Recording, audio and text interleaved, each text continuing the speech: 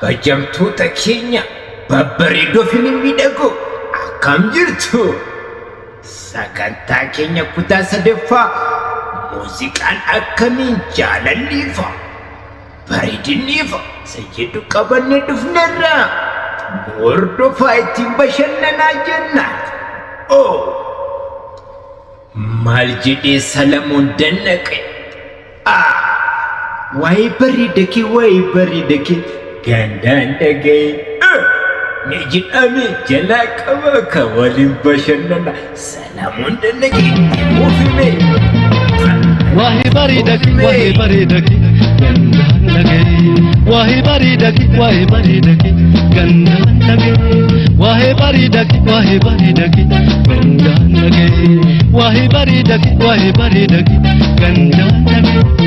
Ijaan qabu jedhu maraatti saadha jaalalli mucaatti wallaalti saadha eenyutti himadha gurraakki saadha maaloona birmadha wallaalti saadha. Ijaan qabu jedhu maraatti saadha jaalalli mucaatti wallaalti saadha eenyutti himadha gurraakki saadha maaloona birmadha wallaalti saadha. Shama Breezi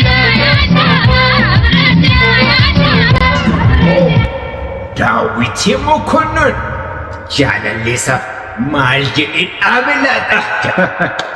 Ittiin bashannana solonee ittiin bashannana jenna.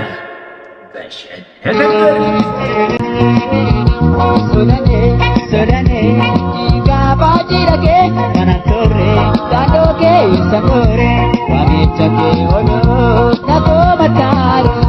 Solonee gaafa jiragee kana torre daandoo kee isa torre waamicha kee oloo nakoo mataare. Waamicha kee dhaga'ee akka dhufneef kanaaf si makuree. Waamichi kees nagayeera singalateeffadha. Hojii keetii falaatu garuu maalaan godhaayi. Hojii keetii falaatu garuu maalaan godhaayi.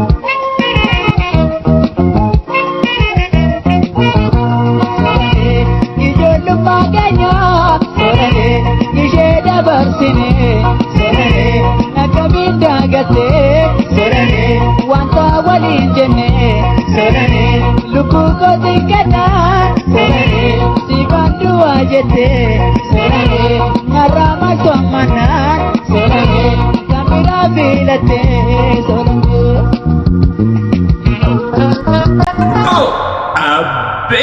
Maal jedhe daata seeseekii kukulfii tu malkaan keen argaa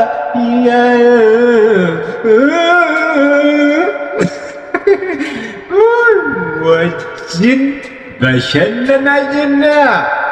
Bashannana gaarii abbi itti nufu bikaas.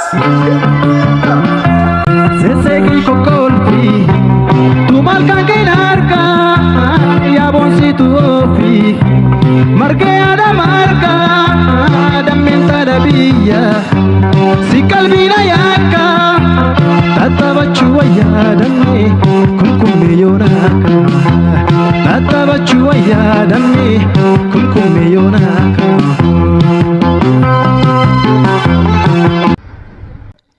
Kabajamtoota keenya sagantaan keenyarraa kanuma fakkaata.